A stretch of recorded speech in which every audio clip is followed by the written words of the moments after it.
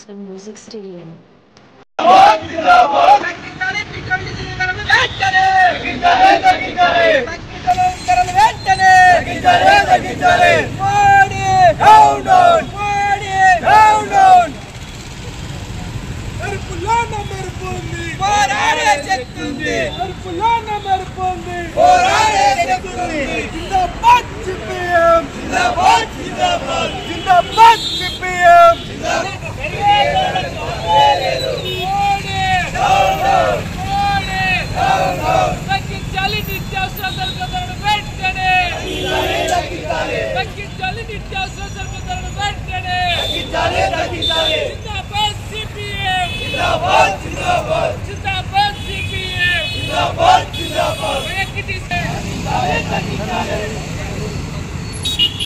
ప్రభుత్వం ప్రజా వ్యతిరేక విధానాలు అనుసరిస్తూ కార్పొరేట్లకు దేశ సంపదను మొత్తం కూడా అప్పనంగా అప్పగిస్తున్నటువంటి పరిస్థితిని చూస్తున్నాం. నేషనల్ మానిటైజేషన్ పైప్ లైన్ పేరుతో 6 లక్షల కోట్ల రూపాయల విలువైనటువంటి ప్రభుత్వ ఆస్తులను ప్రైవేటు వ్యక్తులకు దారదత్తం చేశారు. అంతేకాదు పండుగకు ముందు కూడా తినే ఆహార వస్తువులపైన జీఎస్టీ పేరుతోని 12.5% ట్యాక్సీలు విధించడం మూలంగా నిత్యావసర వస్తువుల ధరలు ఆకాశాన్ని అంటాయి.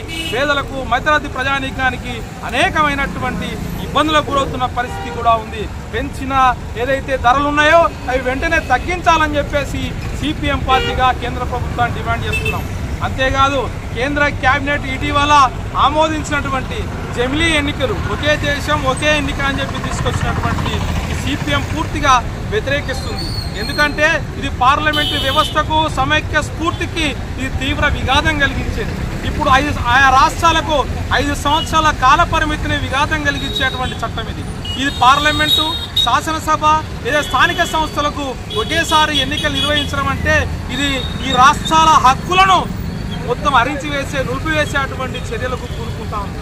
అంతేకాదు 2014 ఏప్రిల్లో చమురు ధర బ్యారెల్కు $89.40 ఉంటే ఇలా $73.59 పడిపోయినప్పటికీ కూడా ఈ మోడీ ఆదేశాల మేరకు చమురు కంపెనీలు ఏమాత్రం తగ్గించలేని పరిస్థితి.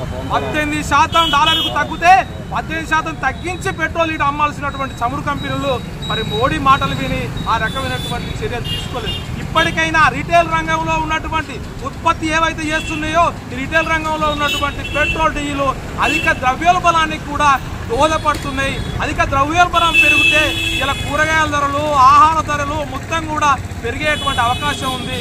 అందులో భాగంగానే ఇలా టమాటా ధర తీసుకున్నా మిగతా కూరగాయల ధరలు తీసుకున్నా నూనె ప్యాకెట్ తీసుకున్నా ఇవన్నీ విపరీతంగా పెరగడానికి కారణం దేశంలో ఉన్నటువంటి మోడీ ప్రభుత్వం అనే విషయాన్ని మనం మర్చిపోకూడదు. అట్లాగే మణిపూర్లో 16 నెలలుగా హింస కొనసాగుతూనే ఉంది. అక్కడ 16 నెలలుగా ప్రధానమంత్రి మోడీ ఒక్కరోజు కూడా పర్యటన చేయలేదు. కారణం ఏమిటో చెప్పాల్సినటువంటి అవసరం ఉంది దేశ ప్రజానీకానికి ఈ ప్రభువులకు.